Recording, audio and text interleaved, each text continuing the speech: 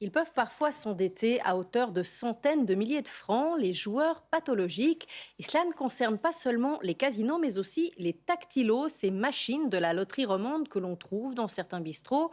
Les milieux de la prévention demandent des mesures qui ont été balayées hier en commission à Berne. Linda Bourget. Des milliers de francs perdus en quelques heures. Depuis des années, c'est la routine infernale de cet homme. Un accro au tactilo, comme on dit, ces machines de la loterie romande que l'on trouve dans des centaines de bistrots. Moi, je pense que ces jeux, c'est un virus. Le moment qu'on commence à jouer, c'est très dangereux. On ne peut pas s'arrêter. C'est une maladie trop forte, plus fort que tout. En Suisse, les jeux d'argent génèrent un revenu d'utilité publique de plus de 900 millions de francs par an, mais les ravages de l'addiction à ces jeux sont estimés à 600 millions. On ne payait pas les factures, on laissait tout tomber. Ou même si on avait besoin pour manger, on s'en foutait. Là, dans le jeu, quand on est dans le jeu, il n'y a rien d'autre. Tout, j'ai mis tout. Donc au total, ça faisait à peu près 1 million. Moi, personnellement, j'ai mis 1 million. Et il n'est pas le seul à avoir sombré dans les dettes à cause de ces machines. Les joueurs qui prennent contact en général avec une offre d'aide, grosso modo une moitié des joueurs qui parlent de problèmes de casino et une autre moitié qui parlent de problèmes principalement avec ces loteries électroniques. Le nombre de joueurs problématiques est faible, à peine 1 à 2% de la population. Mais comme ils perdent énormément d'argent, ils génèrent une part importante des revenus des jeux, estimés en moyenne à 40%.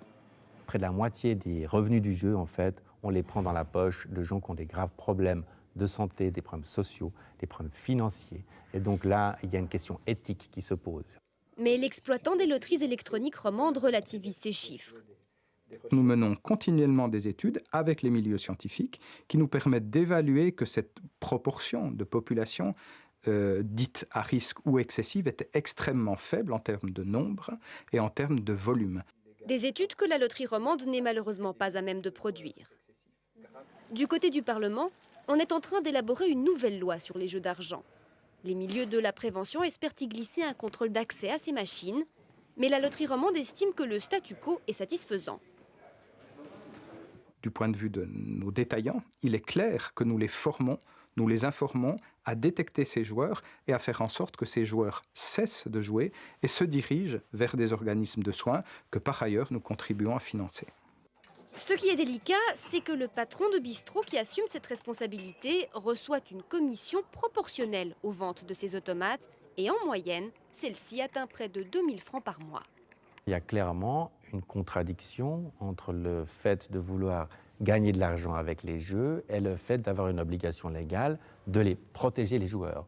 Les spécialistes de l'addiction rêvent d'une commission de prévention pour superviser ce type de méthode, mais celle-ci a disparu du projet de loi sur les jeux d'argent.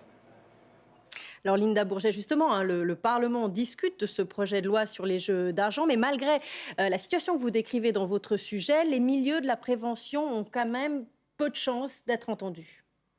Ah oui, alors en tout cas, c'est mal parti pour eux, parce que la commission de prévention évoquée dans le sujet, eh bien, elle a été balayée hier par la commission compétente du Conseil des États, tout comme l'idée d'introduire un contrôle d'accès à ces loteries électroniques ou encore celle de taxer les revenus des jeux des casinos pour contribuer à financer la prévention, un petit peu comme ce qui se fait avec l'alcool ou avec le tabac.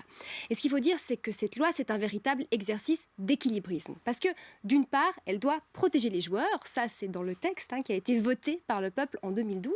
Mais d'autre part, elle ne doit surtout pas tuer la poule aux œufs d'or et les jeux d'argent. C'est vraiment ça. Si on prend la seule loterie romande, eh bien chaque année, des milliers d'associations bénéficient de son soutien, que ce soit dans le domaine du sport, de la culture, de la formation, de l'action sociale. Et donc, évidemment, si on remet en question une partie de ces revenus, eh bien ça concerne beaucoup de gens. Alors, les débats au Parlement seront peut-être animés, mais a priori, eh bien, tout sera fait pour ne pas entraver d'une manière ou d'une autre les recettes générées par ces jeux d'argent.